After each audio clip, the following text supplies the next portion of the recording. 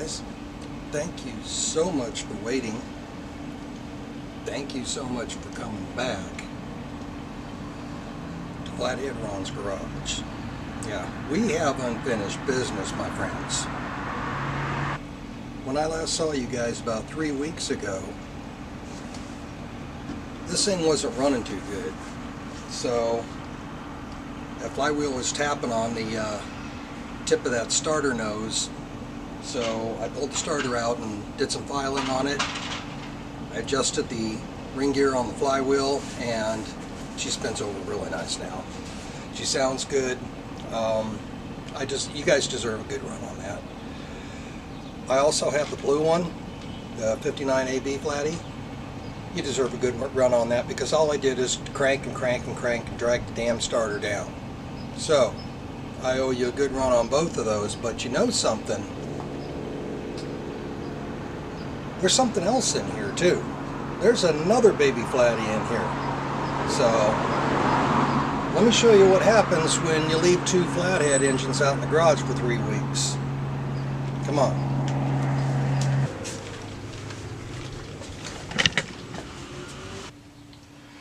Well, this one here, the last time I had it running, I set the timing on it. I've set all the valves so they're not clattering all over the place now. So I've got the coil clamped up here on this one. Everything should be ready to go. I don't need this anymore. When I get this on the side, I'll throw it on the scope out there and we'll see if that big Allen scope works, since I haven't done anything around here. That's, you know, I'm not going to get into me or anything, but you guys came here to see a couple of flatheads. So I've got a coil set on this one right here. What was that? Oh, okay. Oh yeah. There's a new addition to our family. It's little, it's cute, it's red with some chrome on it. I left these guys in the, well, the guy, and it must be a guy and a girl, because I left them in the garage for a while, and here's what they came up with. Yeah, you can see it even has chrome headers. But in all seriousness, the heads come off. It's got copper head gaskets on it. The intake comes off. The carburetors come off. I mean, the whole thing breaks down. The exhaust comes off. This is pretty cool. I was feeling pretty bad. Now, if I could see this without my glasses, that'd be great. I was feeling pretty bad about not being able to do what I wanted to do out here, and I saw this little guy on the internet. And it's die-cast. It's pretty hefty. It's almost a dead ringer for this one here, except for the twin carbs on the top. It even looks like an aluminum flywheel in there. So I just thought I'd show you guys this. I took it apart probably 20 times and put it back together as I sat in the living room. Anyway. There we go. Yeah, you can hear that they're metal. Everything's metal on it, except for the carburetors and the fuel pump and the stanchion.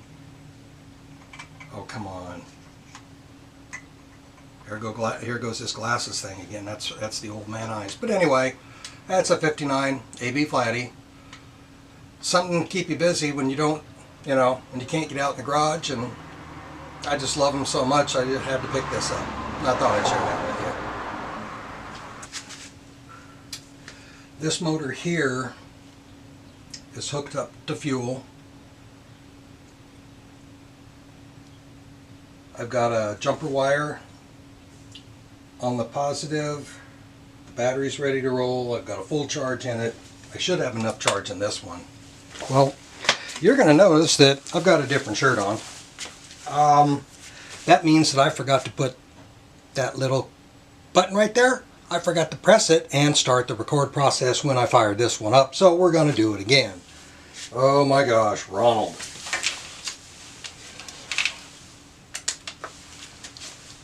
The things I do sometimes, I'll tell you.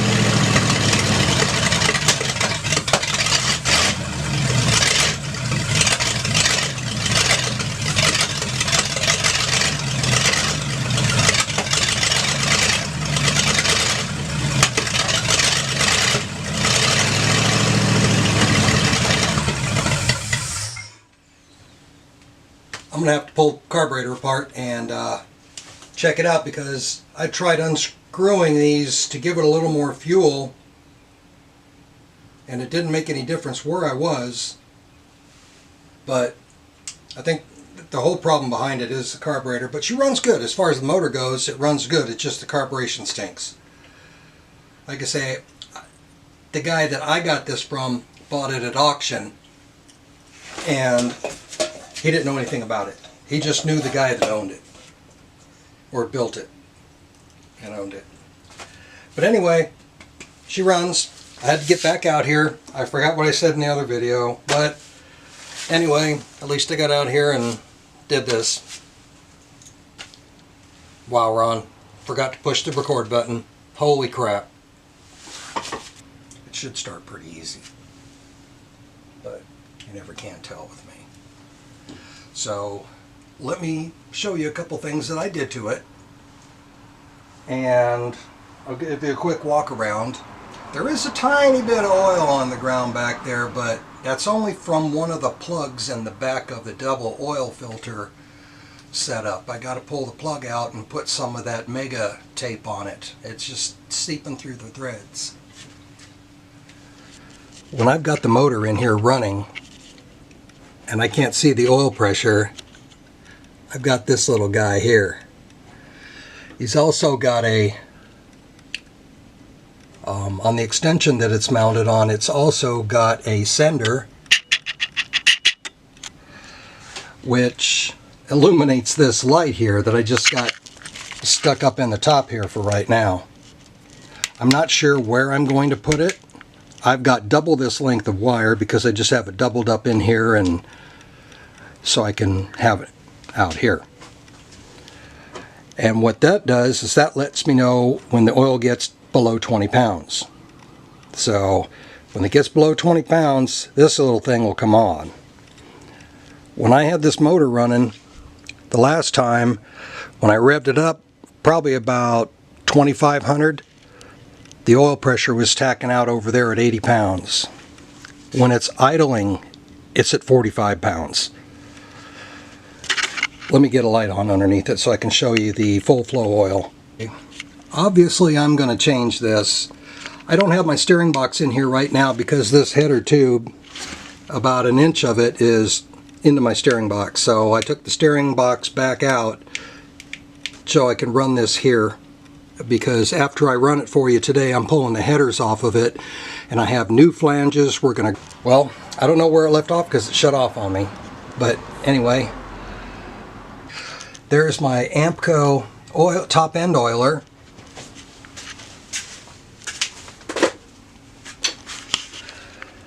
It's got a visible window in the top, so you can actually, when you open it up, you can see the movement of the oil inside there. It goes through that rubber tube and up into here on that little injector that I made on the inside, or that little capillary tube that hangs down in the center of it. You can't really see it from here, but this carburetor's coming off anyway as soon as I get my 650 put back together, and I'll show that to you. And I just stuck the coil up there for right now. I don't have anywhere else to put it. I'm running a Mallory dual point ignition, I still wanted to stay with the old school points. I didn't want to go electronic ignition. I've got the Speedway water pumps on here. And this is a Speedway 6-inch mid-rise 4-barrel manifold, which I purchased probably 10 years ago, 12 years ago at least. Might even be longer. That's when I bought this carburetor. But that's kind of where we're at on the motor right now. But this pulley's garbage. I'm going to have to get, I don't have it tight, but I'm going to have to get another pulley for it. But I think what we're going to do is we're going to go out in the shed and we're going to make a pulley for this thing. I need to get some projects going in here for you guys. So if you have tools at home, you can make little parts for your Flatty. Maybe I can inspire somebody. But let's go underneath it and you can see what I got over here. Here's where I know the bulkhead's huge. Here's because I jacked up the pan. That's why. Okay, I finally admitted it. So that's where the bulkhead is, where the oil comes out of the engine. And there's the twin oil filters that it goes to. And I had to relocate the cooler to the other side. So the cooler's on the other side of the car. And that adds quite a bit of oil to this thing. I really like it. But that's about all there is going on underneath right now. The oil cooler's hardlined in. But that's what I've got underneath here. There we go. I don't think there's anything else really new and exciting except for we're going to hear it run the way it's supposed to run. When you got two of these motors sitting almost side by side here, you can really see how dramatic a difference it is, and they are the same block basically, except for the orange one's an L block. But I've also got this over here for my Model A. I had to pull the drum off with the wheel, and it's just been sitting out here too. I've got to put a little weld on a couple of those studs so I can back the nuts out. They're just spinning inside. Ron, slow down. They're just spinning inside. Okay, they're just spinning inside that drum and not letting that lug nut loose. So let's go ahead and get started.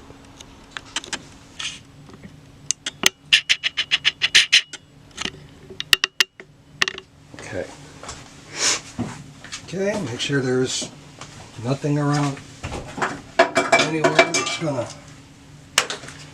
fire extinguisher's down there. I like to say that because I like to remember where it's at. And we're just gonna leave this right here. Okay, everything looks about right. Make sure it stays in here. I don't need any wires arcing.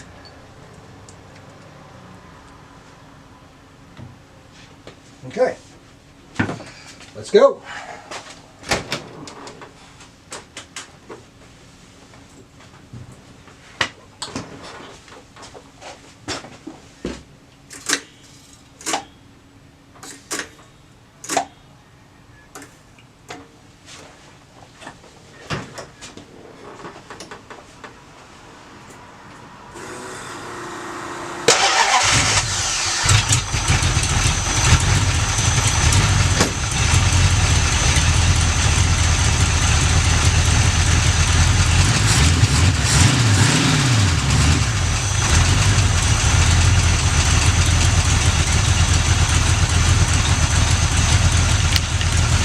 Got an exhaust leak over here on this side. You can see the black soot on it already, but I think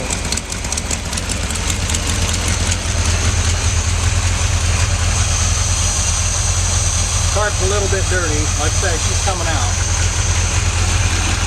That's the oil pressure on the idle.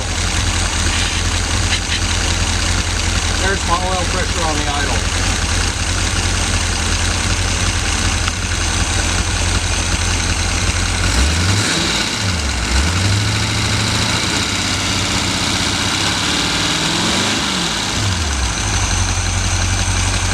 Back to 50 pounds. I think that's pretty good, 50 pounds at an idle. But anyway, running great. There's no oil spewing out. That oil is only because of the threads seeping a little bit on the plug on the oil adapter.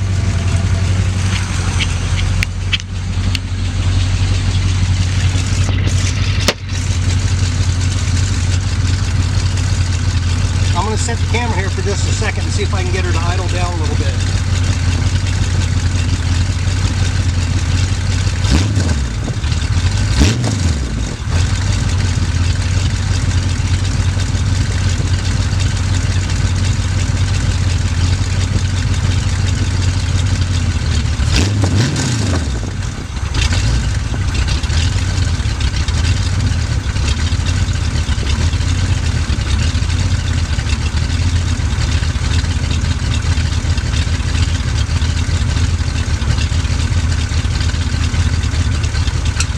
So it's a lot quieter with mufflers, huh?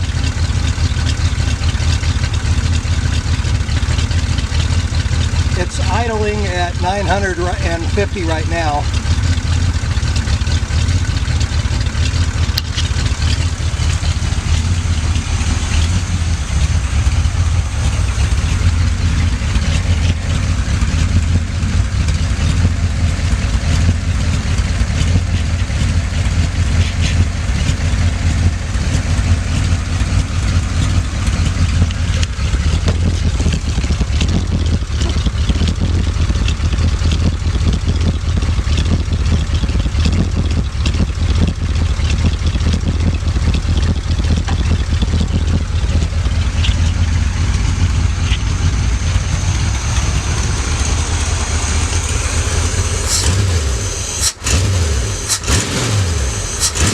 That's all I'm not going to sit here and wrap it out, but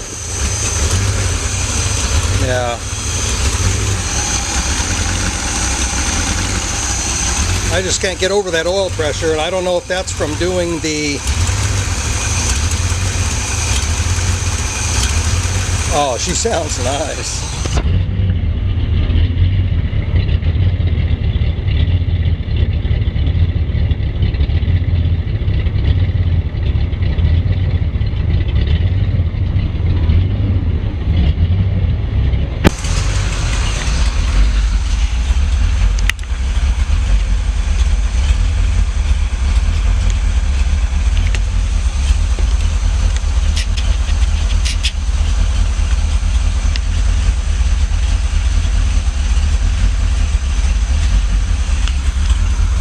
You can see where it's idling at now.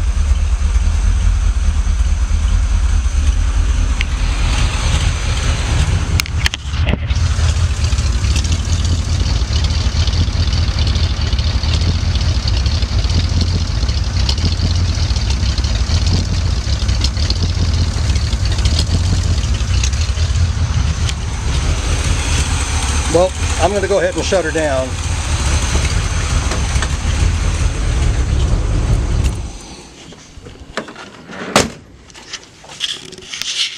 I don't want to run her too long with no water. So the next thing is to get all my my cooling system all hooked up, get the front end put all back together, because I still haven't done that yet. Like I said, I had to take my box off to put the motor in to run it, put the headers on it, and then my steering components are down there. Everything's new on that, including the steering arms on the back of the backing plates. But this is where I'm at on my 59 L block stroker motor. She sounds sweet. Oh my God, this has been a long road, guys. I've been waiting for a long time to hear it sound like that. So I think this has been, what, 5 months? Holy cow, who takes 5 months to put together a motor but me? Yeah, I know. I couldn't help it. Well, there's the runs that I should have given you guys before, but I didn't. Life got ahead of me. Take care of yourself. That's all I'm going to say. And that's enough about me. Papa Flatty, Mama Flatty, and Baby Flatty say, thanks for watching Flathead Ron's Garage. Please come back next time. It's not going to be too long, I hope. I'm going to come out here and make some parts out in the shop as soon as it cools down a little bit. This is Sunday. I think it's the 17th or 18th or something like that, of July '01. And it's supposed to be over 100 degrees today, so I think we're going to be spending some time out there in the pool. But thank you so much for watching.